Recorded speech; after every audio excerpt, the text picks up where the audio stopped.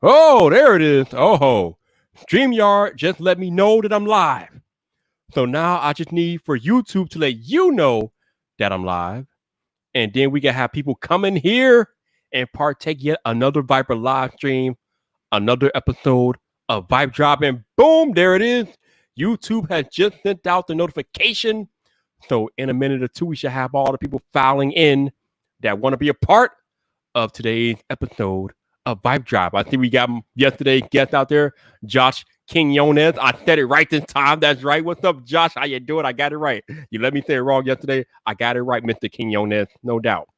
My head of security, El Jefe's out there. What's up, Jeff? How you doing? We got Gwendolyn G. Hey, Gwendolyn, what's going on? What's going on?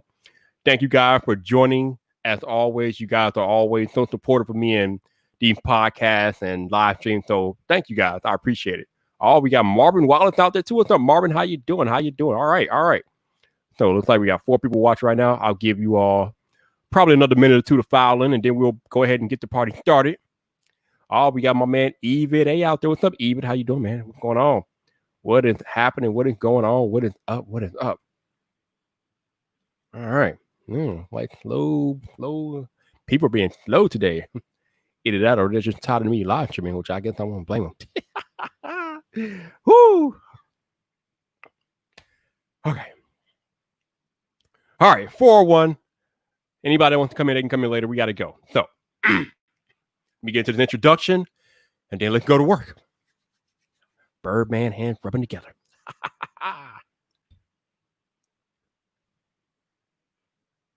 So, this is episode number 86 of VypDrive. And with episode 86 brings one of the most well-rounded tech creators on the platform, Mr. Brett from Tech with Brett.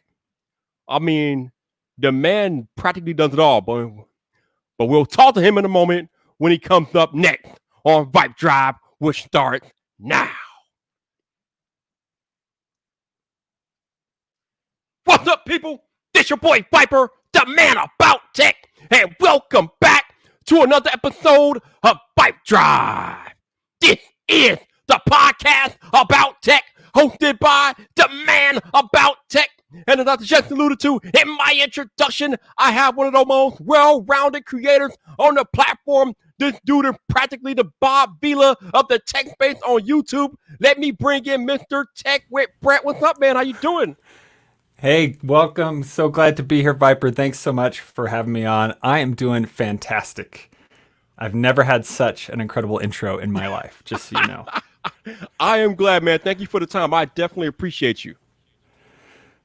First question I ask you, same as I ask any first-time guest that comes on the podcast, Brett, what brought you to YouTube?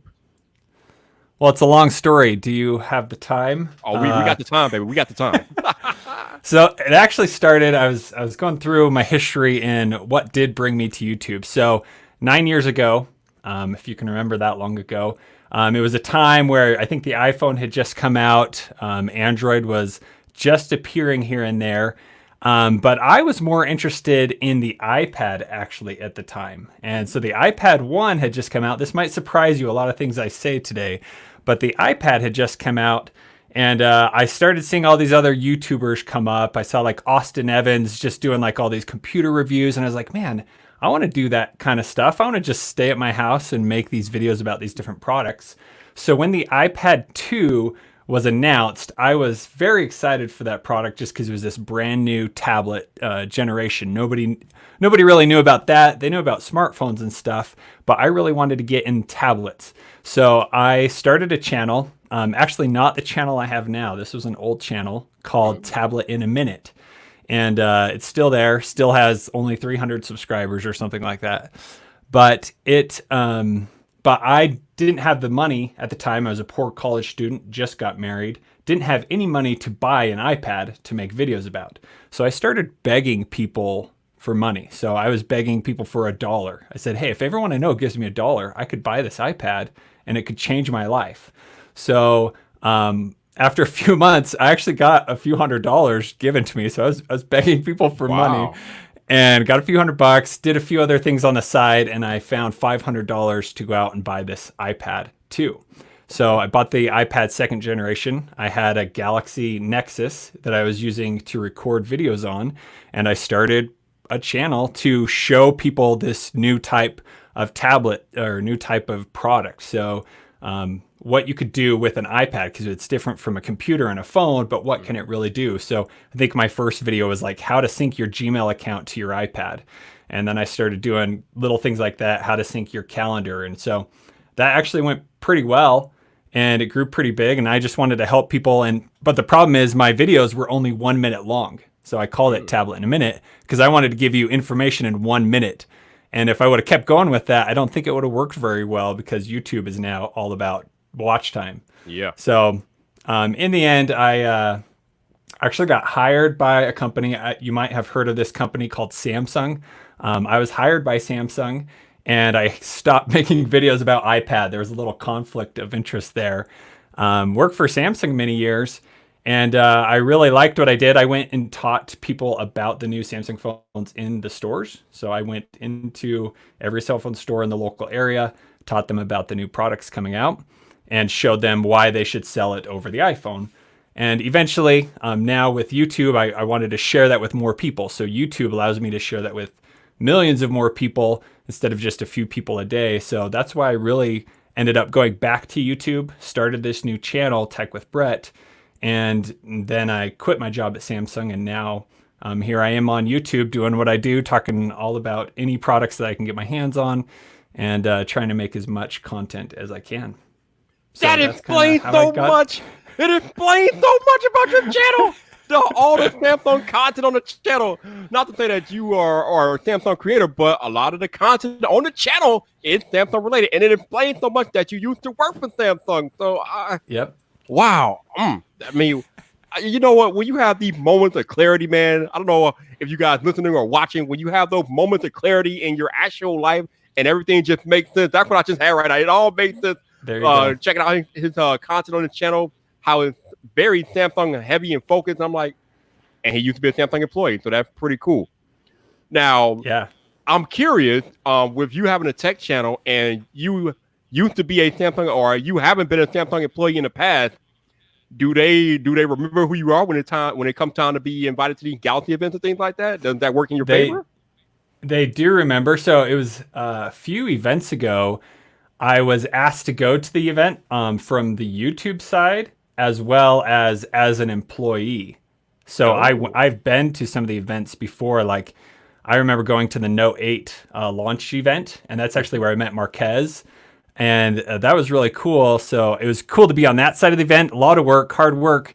But then later down the road, I had both. And I was like, you know what? I think I'd rather go as a YouTuber because then it's kind of like I can do what I want. I know all the stuff beforehand as an employee, but knowing more or just being there to have fun was more appealing to me. So I like that side much better.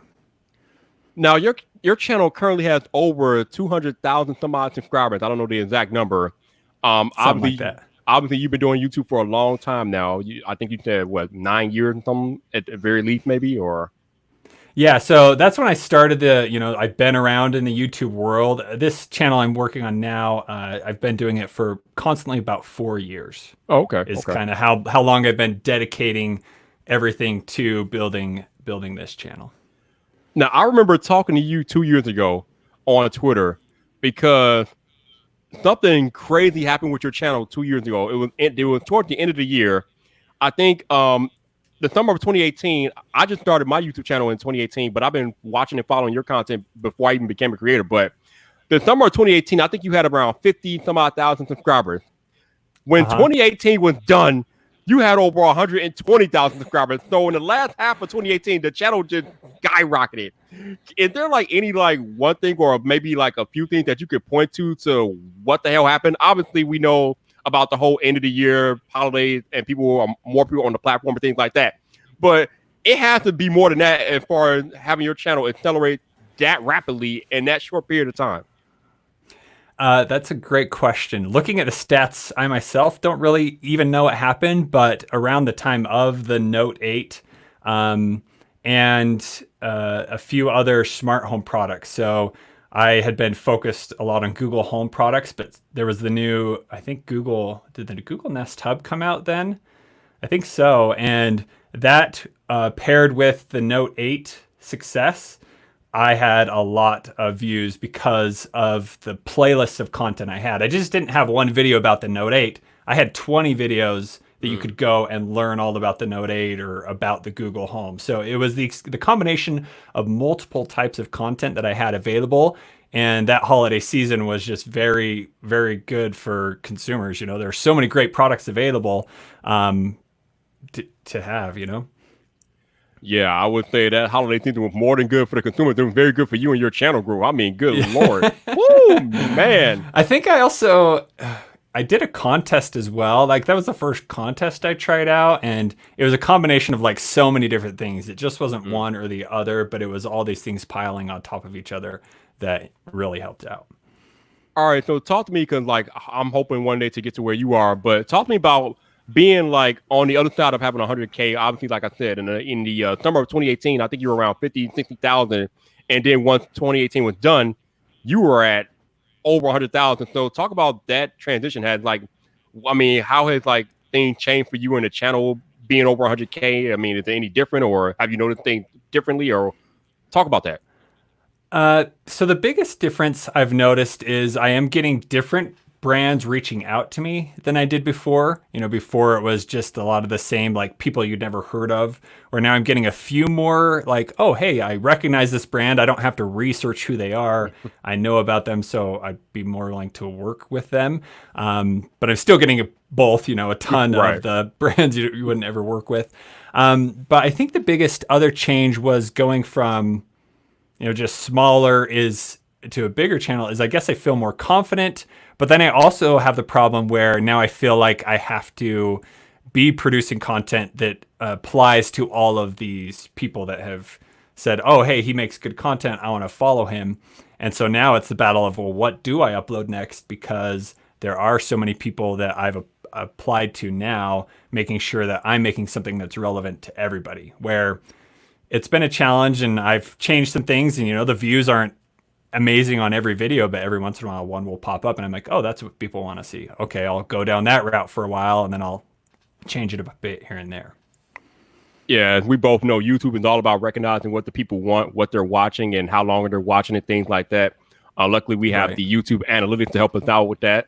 So that's pretty cool. And we know the algorithm is a very, very particular and funny child. I mean, in 1 minute it's rocking with you, and the next minute it's just like it doesn't even want to be seen in public with you, so it's just a little crazy. So I don't know, but like you have done an excellent job of identifying what works, and you've gone with it, and now you're over 200,000. So kudos to you, man. You are getting it done. Thank you. And I think the biggest thing is making different type of content has ended up helping me. So even though people know me as the Google Home guy, or, you know, Google Assistant or Samsung guy, I've actually started to make some videos about Amazon Smart Home. And those videos have blown up, even though I've never talked about them before in a positive way, I guess. But now I'm talking about but now I'm talking about the good parts that they have. And people are interested in seeing that. And everyone's like, oh, why doesn't Google have this? And I'm like, well, they just don't. So you have to go to Amazon if you want this specific type of feature. So It's been nice to see all the different types of,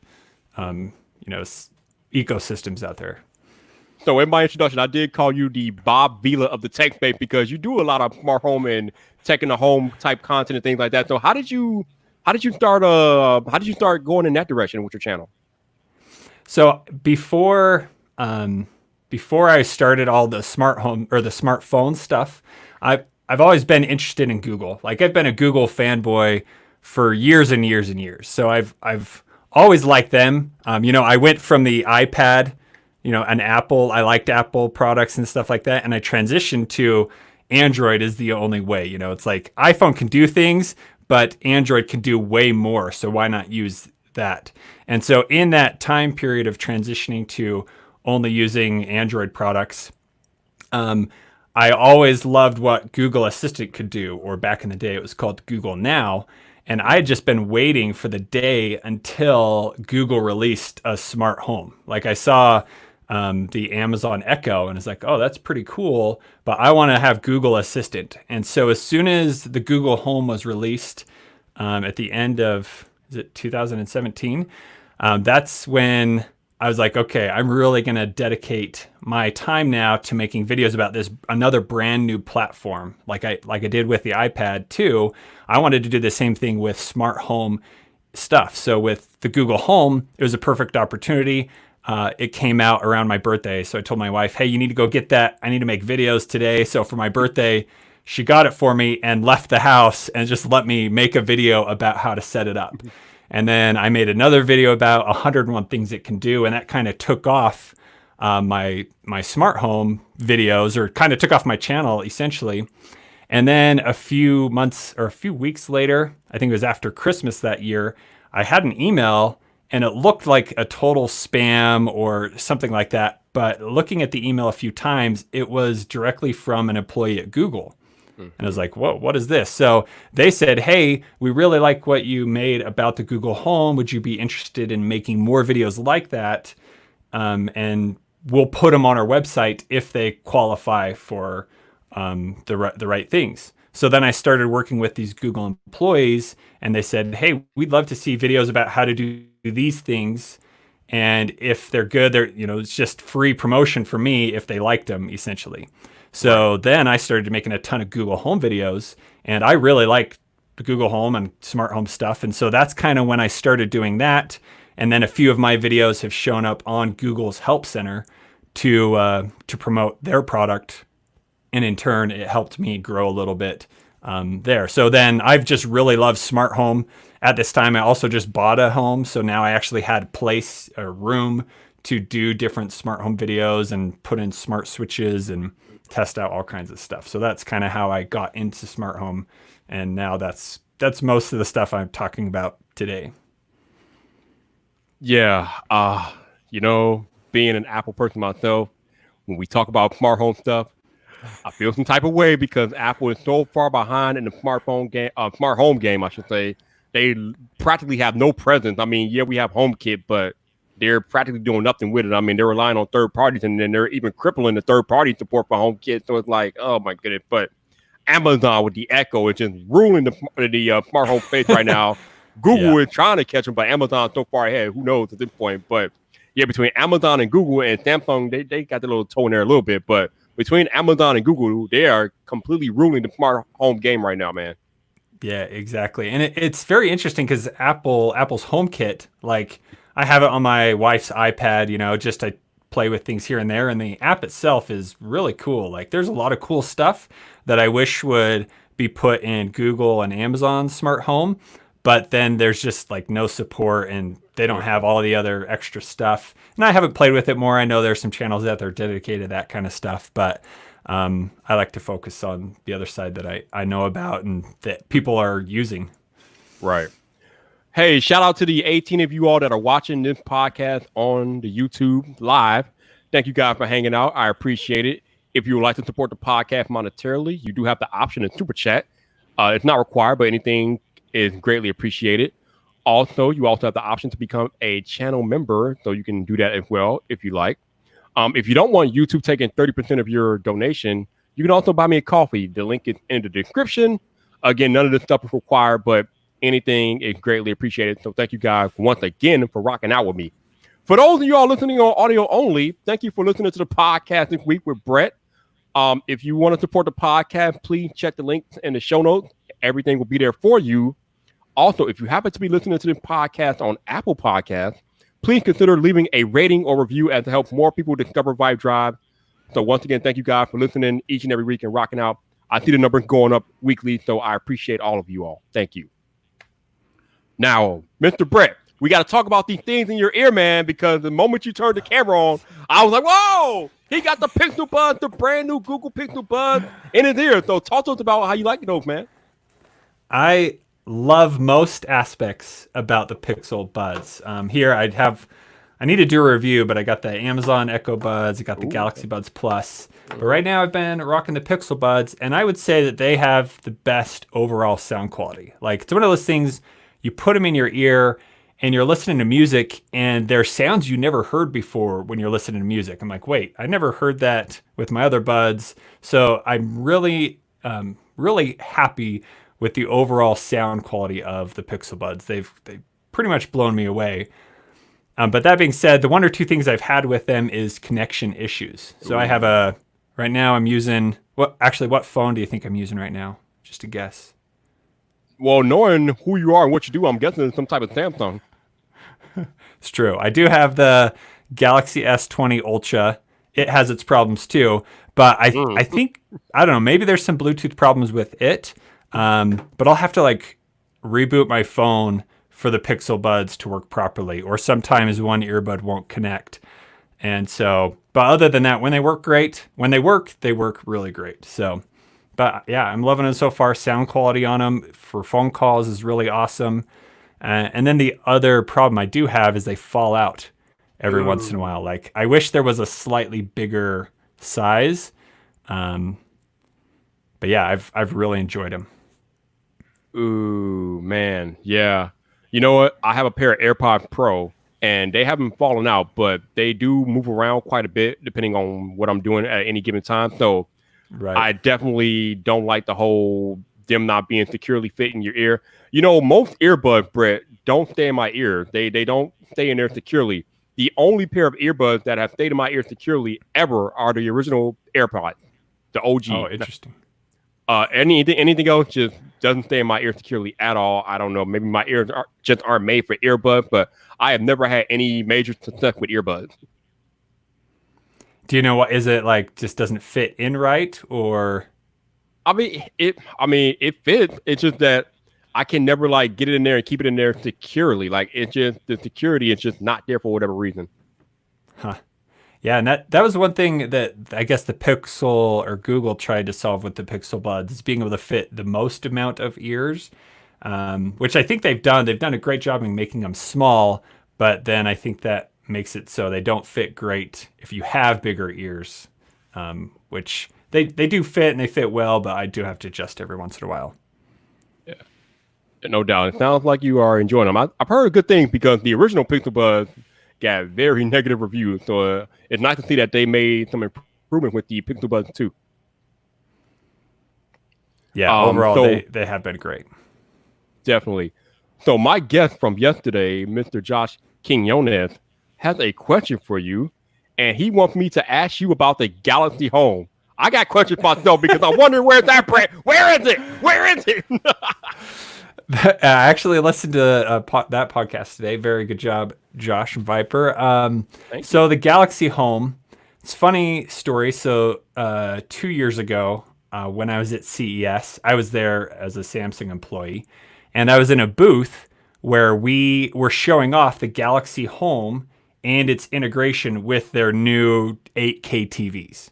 And we had this whole thing where we said something and it changed the TV, kind of like I do with my Google Home all the time. And I even asked them, I said, hey, can I make a video about how this works to show off the Galaxy Home? And they were like, oh yeah, that would be awesome. So I made a video about the Galaxy Home. And then they said, but before you post it, you have to check with the HR department to post it. And so I did, and they said, no, you can't do that. And so I have a video sitting there, and if the Galaxy Home ever gets an official release, I'm going to publish it. But since they didn't come out with the big one, I mean, it sounded amazing. It looks interesting, but it sounded really good. They came out with the small one. They showed it off at CES this year.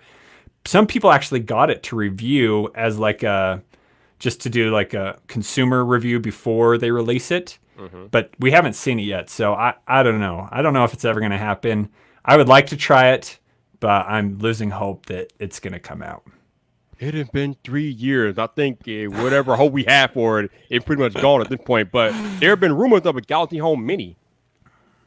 Yeah, so that was, I mean, they showed that off at CES. It was on display. Like, it was the Galaxy Home Mini. And it was just like a Google Home Mini. The only difference it had was it had IR blasters inside. So it could turn on and off your TV and change the volume without any extra device. So I thought that was pretty cool. Bixby, I mean, it would maybe work. Like, Bixby does a pretty good job, but maybe they just couldn't get it to work great in the home and they had to pull it. But I would get it if it came out. I'd buy it and review it, but I remember right now when there's that nothing. yeah, I remember when the original when they originally unveiled it, I think at the Note 9 keynote or Note 8 keynote, whatever keynote that was, and they had all of them lined up and it literally looked like the second coming of Skynet. I was like, what is going on? Like it looked like something that could come into your house at night and just terminate you. It was crazy out there. I was in the room with all of them where they were showing off like I can't remember like 100 of them at one time, and it sounded amazing if you put 100 together, but it doesn't sound amazing if you can't buy it. Yeah, and it doesn't sound amazing if you can't see it anymore. We literally can't see it. Where did it go? It's gone. So you just brought up CES, and you went to CES this year. So talk about your experience of being out in Vegas earlier this year. Yeah, it was awesome. This is the first time I went as just going to see new products and make videos about them, which was really cool. It was really fun. Tons of companies that want you to make videos about their products. But I focused on some of the new smart home stuff. So I focused mainly on what Google was introducing for its smart home products, as well as just other smartphone or smart home products that were coming out. So I saw the Royale. Like they had a FlexPi tree with all the Royale screens where it was all changing color and they were kind of just floating there. And then they're coming out with a Amazon speaker where they have a curved screen around the outside that looks really cool. So it was really fun to just be there, hang out. So many cool new tech things coming, and we'll see if they actually come out because of what's happened the rest of the year. But it was a really fun experience. Yeah, yeah. Speaking about what's happening the rest of the year, how are you holding up given the current circumstances? So far, we're good. Here in Utah, we're already pretty secluded from everything. And so, day to day, the kids are just been home all the time. And so, I've spent a bit more time at home helping with homework and whatnot.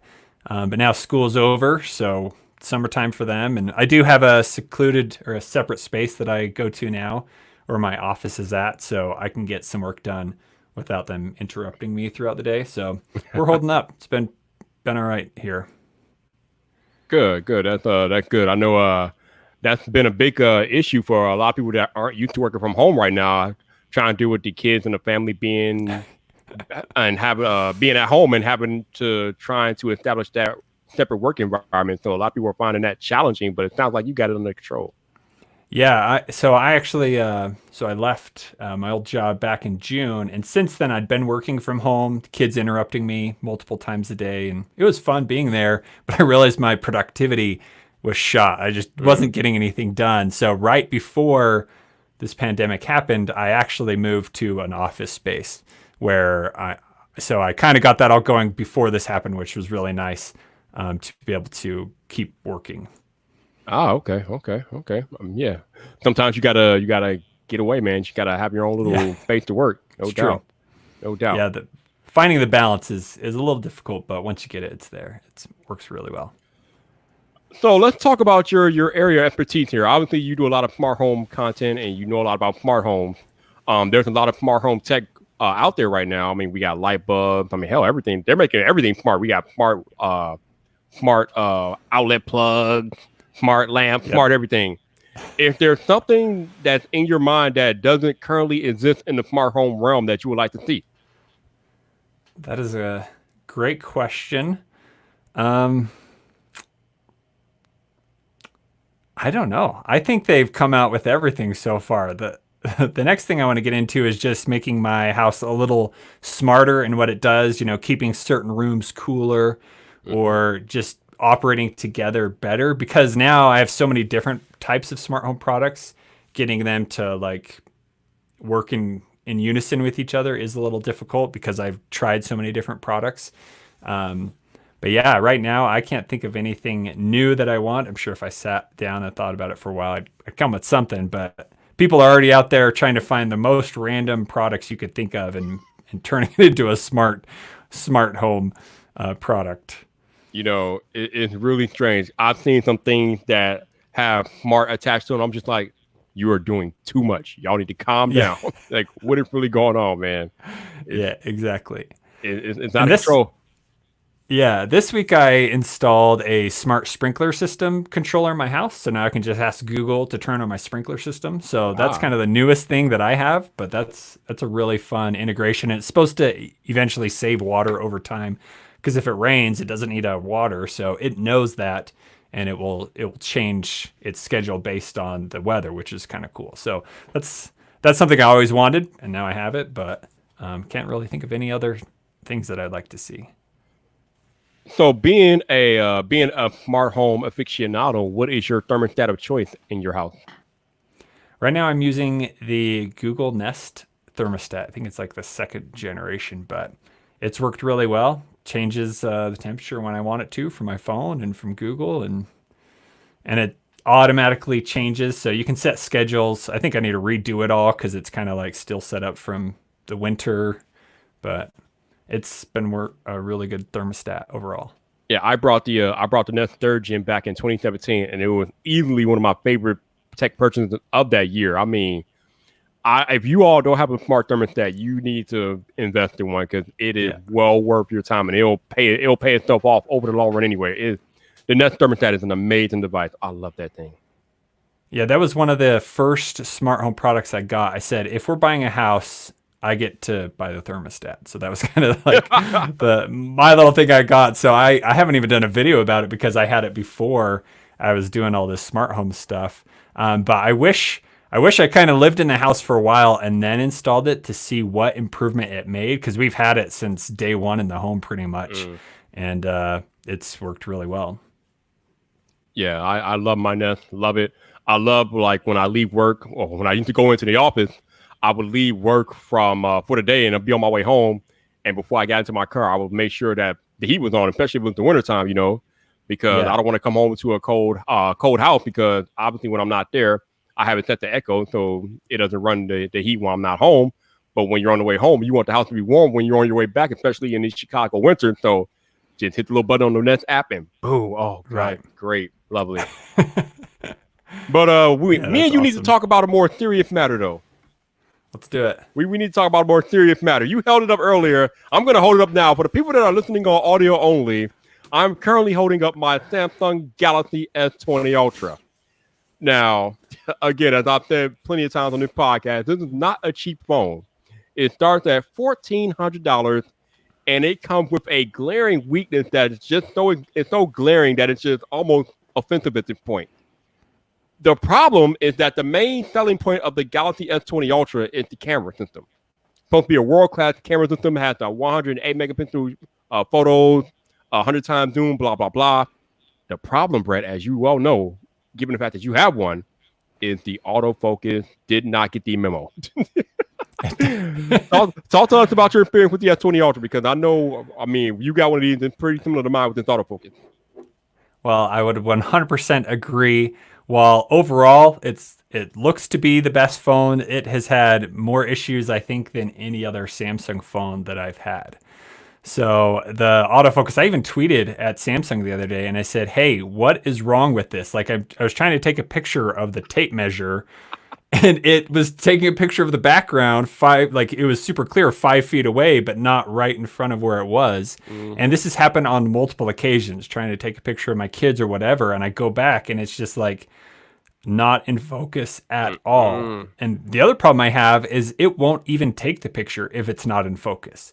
So I'll hold it up to snap a photo and I click the camera button and nothing happens because it can't get a focus. So it was my daughter's third birthday yesterday and I'm sitting there trying to take these photos, and you know what I did?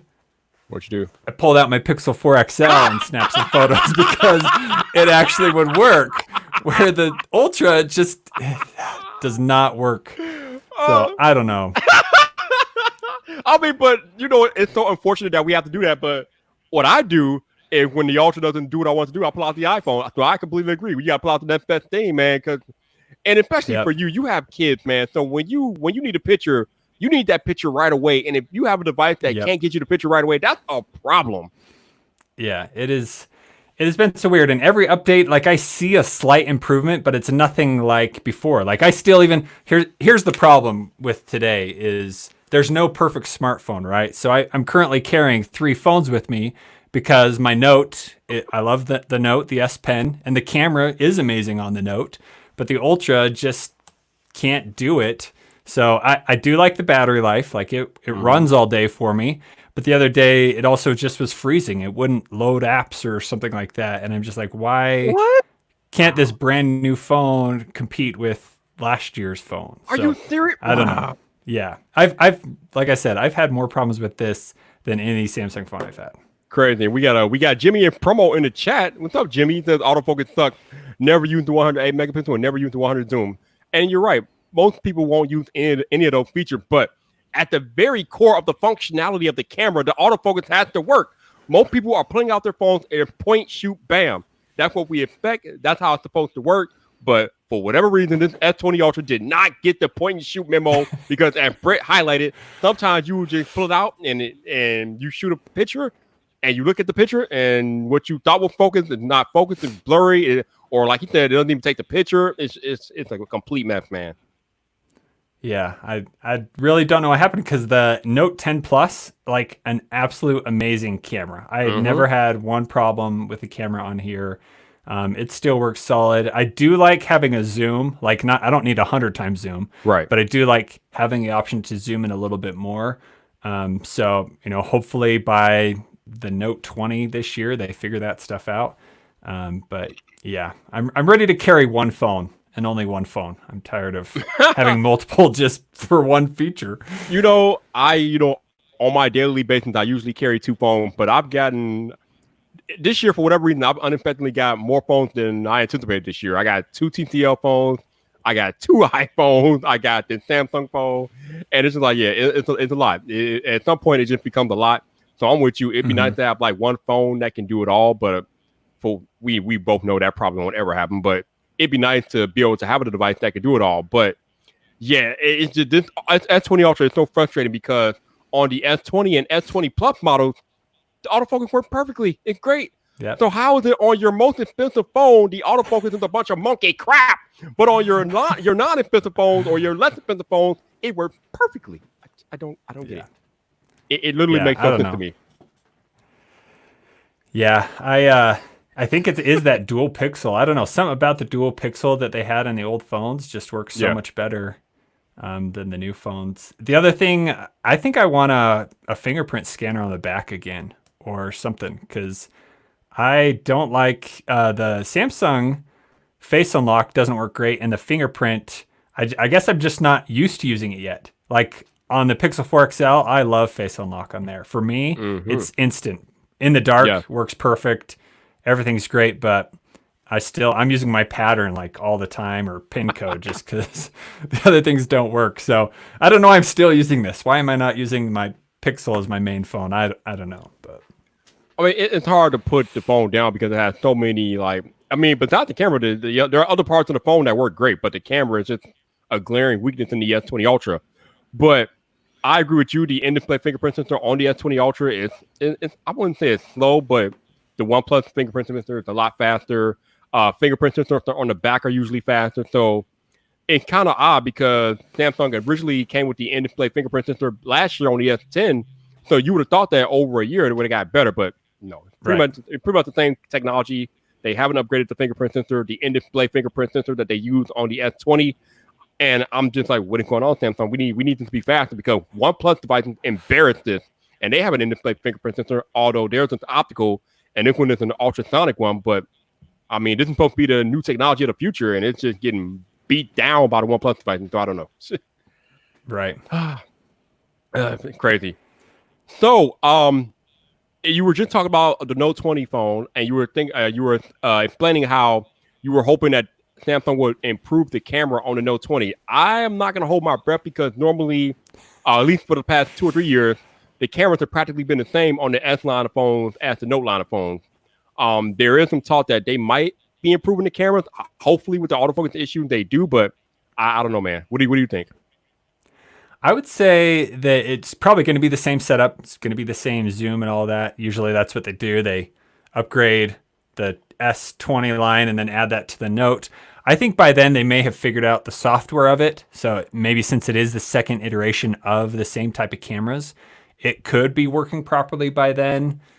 not holding my breath, but hopefully it is, because then it would be everything I want. I do love an S Pen. I use it quite often, especially if I have kids. I probably shouldn't have them use it, but they absolutely love pulling it out. Every time I hand them a phone, that's the first thing they do is they check to see if the pen's there. Right. And so when I don't have a pen in my phone, they're like, oh, well, I don't want this. So I do love having a Note phone. So if it has great cameras and they work well, it would be the great all-in-one device. But we'll see what happens. And I am considering going with the Fold 2 that comes out. Yep. I've always been interested in the Fold device, but I think the cost and just the practicality of it hasn't been something that I want yet, but maybe this year. And if they had a pen, I don't know if that's going to happen yet, but if it did have an S Pen, I would totally go with that and drop everything else. So we'll see what happens. Yeah, I was just going to ask you about the Fold 2. From all the rumors I've heard, there will be an S Pen on board with the Fold 2, so that's definitely coming this year, apparently. But yeah, the Fold 2 is supposed to have much of the same camera features as the S20 and the Note 20 and things like that. Hopefully, again, it'll have better autofocus. But the big improvement that I'm looking forward to with the Fold 2 at the very least is the fact that front display is going to be an actual real smartphone front display this year. It's not going to be that 4.6-inch crap they released with the Fold last year. So I'm very curious to see what they bring with the Fold 2, because I think smartphones, we've almost reached like plateau on smartphones. There's not much more new that you could do with them. But now we have these new foldable lines. And like you, I don't know how practical they are, but at the very least, there's something new. So I'm definitely looking forward to what Samsung brings with the Fold 2. Yeah, and I think it definitely will be the one. If it did have an S Pen, I would jump on it. I almost got the Z Flip just because I thought that was a pretty neat form factor, like something we hadn't seen before. But I passed on the original because its cost and that outer screen just a little too small. Like I do want to be able to use it as a normal phone, and then when I open it up, play games or whatever on the big display. But and they learned a lot. I was also concerned about the screen issues. Because they did fix it, but still a lot of concern there as a consumer. I'm not going to spend all that money if down the road it's ended up going to break.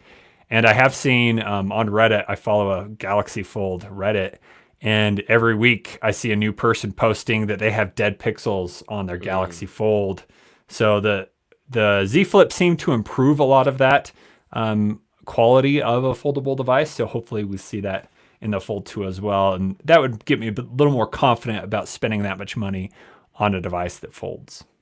Yeah, they definitely at the very least have to improve upon the durability of the next Fold, because the original one, the durability was, after the initial revision, it was better, but it's still spotty at best. Yeah, exactly. But I think, Brett, my biggest question mark right now with the Fold 2 is the ultra thin glass that they're probably going to use. We know that that's what they use with the Z Flip, but as our boy Jerry Rick Everything uncovered in his teardown, it's not the most durable of glass. It's glass, but it's not like full glass. So if you're gonna have a foldable device with this ultra thin glass, and you're gonna give us S Pen functionality, then I have to start to wonder if we're banging this S Pen back and forth against this ultra thin glass that Jerry Rick Everything has shown that it could be messed with a little bit. Give me a little bit cause to pause right there, man. I don't know. I don't know how the durability is going to work with an S Pen. I don't know, man. That's very true. I would say that the improvement in the screen from the first Fold to the Z Flip was pretty substantial in just one generation of device. So hopefully they continue on that path and do the same to the ultra thin glass by the Fold 2. But I don't know. Do you follow Snazzy? Quinn. Yeah. Oh yeah. So his video the other day on Twitter was him taking his Z Flip and running it on the keyboard and throwing it on. He's pretty all over the place, but it was funny to see his, him promoting how great the Z Flip is in quality. He says he gets scratches on it like fingerprint, but they go away. So that's pretty interesting that, because with the pen, you would see marks in the screen all day, but it seemed like they did this like self-healing where they eventually go away. So we'll see if that's possible. That would be the only way they could do an S Pen if they get the screen to work better. But if not, yeah, you're not going to want to draw something and then it's there the rest of the time you have your phone. That would not be a good user experience. I mean, it's already bad enough we have to deal with the crease, so and the crease doesn't go anywhere. So Right. Additional mark would not be a good look at all. Exactly. Yeah. So I think they will have improved it. We'll see. No doubt, man. No doubt. So I know you're a hardcore Android man, but what's going on, man? Or like, what you got against the iPhone? You just do you not like iPhone, or do you actually use an iPhone? What's going on? Do I use an iPhone? Let's see. Actually, there is an iPhone. There is an iPhone back here. I don't use it. I bought my brother's old like iPhone 6S just to kind of like see how to do things or how to show to transfer from an iPhone to a Samsung phone video. You know, that's kind of the main reason. I don't have anything against the iPhone. I think it's great. I remember my aunt showing me the very first iPhone, being like, "Oh my gosh, that's so cool! It moves with the accelerometer and all that kind of stuff." But really, I love Android. Like, I've been an Android fan since the beginning. I remember taking a Windows phone and hacking Android onto, jailbreaking it and putting Android onto it, just because I love what Android has to offer. All the functionality, where I feel like with iPhone, you're locked in. And over the years, they have improved a ton of the things you couldn't do, like opening things in certain apps. I remember years ago you couldn't unzip a file, or it was just like anytime I try and help my dad with his iPhone, it takes so long to figure out the most basic stuff. I'm like, why isn't this just a click away like it is on every phone I've had in the last 10 years? But iPhone is still just a league of its own, and I like appealing to a different audience than people that use an iPhone, because I get a lot of comments like, "Oh, I'm so glad you talk about Android. I don't see many people using Android actively." And I'm like, "Oh yeah, Android's the only way." So I don't know where those people came from, but What? What do you mean you don't see people using Android actively? Android has over 60% of the market share. What do they live at? I guess like because many active YouTubers really use iPhone as their main device, right? So me using constantly, I'm not like, "Oh yeah, I'm using this new Android phone, but here's my iPhone in my back pocket." That's not me. It's Android all the time, so I know it in and out versus others. I see y'all in the chat talking about iPhone is boring and iPhone this and that. Just remember, I know where y'all tweet at. Y'all better calm down. I know where you tweet. Like I said, there's nothing wrong with the iPhone. I think they've done some really amazing things, and iMessage, you can't get that anywhere else with like that kind of quality, and we're still waiting. I'm still waiting I use Google Voice, if you know about Google Voice, but I use it because I can use any phone and I have my phone number with me, but I can't receive, good quality videos. I can't receive a contact. I'm waiting for RCS, so I still don't have any of those functionalities. So I am living behind the times, but I'm okay with that because it works everywhere. Yeah, it's funny because we're always having this conversation, iOS versus Android. And you know how it is in the YouTube comment section, the fanboys come to play, man. They just come out and drove to defend either side. And my whole point is there's really no right and wrong answer to this debate. You use what works best for you. You use what works best with your workflow. I mean, At the end of the day, they both do the same stuff. They just take different ways to get there. They take different paths to the same destination, in my estimation. I mean, there's really no right or wrong operating system to use. You just use what works for you. Yeah. Exactly. And, some people, I see in the comments all the time, or I was on an iPhone, finally went to Android, or I'd never leave one or the other, which is fine. If you're used to iPhone, stay with iPhone. If it would be more confusing for you to leave now to an Android phone if you've already been on iPhone for years. So whatever works is the way to go. One thing recently, I really like you. Have you used Samsung DeX? I have not. You know what? I think I might have messed around with it like briefly, but I haven't really used it a lot. No. So I just got this laptop that I'm going to review, where it's not really a laptop because it's just a screen and a keyboard. There's no internals, but today I've been reviewing it, so I just plugged in my phone to it. And it gives me so many capabilities. I had 10 apps open at one time, jumping back and forth, watching YouTube. And those are the types of things that make me really realize how cool Samsung is, because they offer features like that. Like, sure, if you had an iPad, you could do all these different things, but I was able to just use my phone, plug it into this thing, and it opened up a whole new world of things that I could do with my one device, which was really cool. So those are the types of things like that I'm surprised Apple hasn't started doing yet, or is really good with just Samsung. So that's kind of why I stick with them. Yeah, it's interesting because that reminds me of something that Razer unveiled at CES 2 years ago. I think it's called Project Linda, where they had the laptop shell, but you couldn't get any functionality out of it until you plugged a Razer phone into the dock. And then once you plug that Razer phone in there, that's when you got the full functionality of the laptop phone setup. So yeah, that's a pretty cool deal that Samsung had going there. I think I saw some patents over a year ago for Apple to develop something similar, but that is the one thing about Android that is definitely better than iOS. Android as an OS allows for so much customization, so much more flexibility, and so much more functionality than iPhone. When you Right. plug your Samsung into an external monitor or something like that, or a laptop, you get DeX.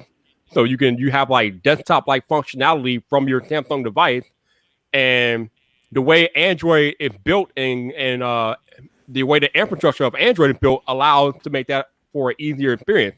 It's not so much on iPhone, even though with iPad OS, with finally getting a dedicated file system, it's getting a little bit better, but it's still nowhere on par with what Android is bringing. So for those of y'all trying to make fun in the chat, don't worry. I am well aware of the functionality and the power of Android. I own Androids. I've used them. I know how that is. But yeah, I would say that is definitely an advantage in Android favor, is that it's more feature packed, it's more functional than iOS. And like Brett said, using things like DeX and plugging your Android directly into the computer to do different things, definitely legit.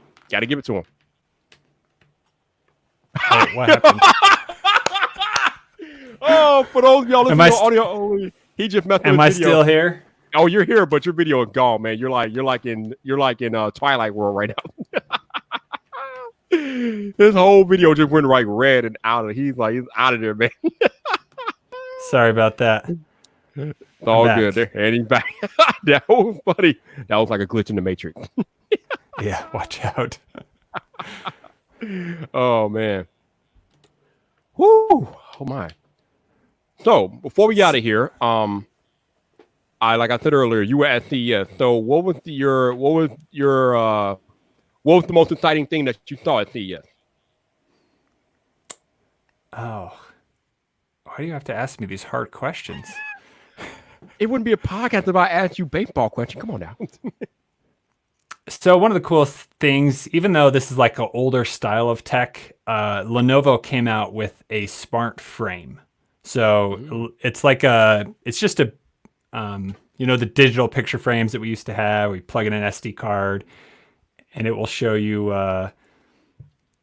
pictures. Well, they have a new version. It's 21 inches, and it will link to your Google Photos. Now that most people are on Google Photos, everything they take a picture of is uploaded to Google Photos. It will then pull from that and show it on this nice big display in your house. So I'm kind of really excited about that product, just because it changes this old style of product and makes it something that's actually usable for the modern day, which we hadn't seen done yet. Yeah, that's pretty cool. I know there's like some smaller frames that people have in their house, and like you said, they can upload the information from their smartphone or picture from their smartphone or tablet to those frames. That way, you could constantly have the picture changing and rotating, almost like a screensaver type thing going on. So that is pretty cool, especially for displaying a house and things like that. That's pretty cool tech. Yeah, and it's also cool because you could give it to grandma, grandpa, and it could always keep showing new photos automatically without you having to send them or anything like that. It could just automatically pull from your shared online album, and it would be able to do that, which is really cool. Absolutely. Brett, great conversation, man. Thank you so much for having me on, Viper. Really appreciate it. Thank you for the time, man. Before we get out of here, let the people know where they can find you at. So you can just find me at youtube.com/techwithbrett. That's where I'm mainly at. I'm on all the socials, but I'll be there uploading videos weekly as I can. As he always does. For those of y'all watching live on YouTube, thank you very much for watching live. I appreciate it. If you super chatted, donated, became a channel member, anything like that, thank you guys for rocking out. Thank you for watching the podcast each and every week. Definitely appreciate you guys rocking out with me live here on YouTube. If you're listening on audio only, thank you for listening to another episode of VypDrive with my man Brett here. Appreciate you guys tuning in each and every week. So thank you for that. El Jefe is pasting Brett's channel in the chat. So if you guys want to check him out, I would highly recommend you do so. He's a very good content creator, especially if you need help with smart home automation and things like that. This is the dudes you want to go to. Oh, and you Samsung Knights out there, he's your friend. He's your friend. I am. Also, if you're listening on audio only and you would like to support the podcast, please check the links in the show notes. All the information that you need will be in those links in the show notes. Also, if you happen to be listening to this podcast on Apple Podcasts, please consider leaving a rating or review as it helps more people discover VypDrive. But this is it for episode 86. I'll be back tomorrow with episode 87 with the legendary iPhone. But until the next time, people, this your boy Viper, the man about tech. You know where to find me. So come back for more. Nailed it. Boom.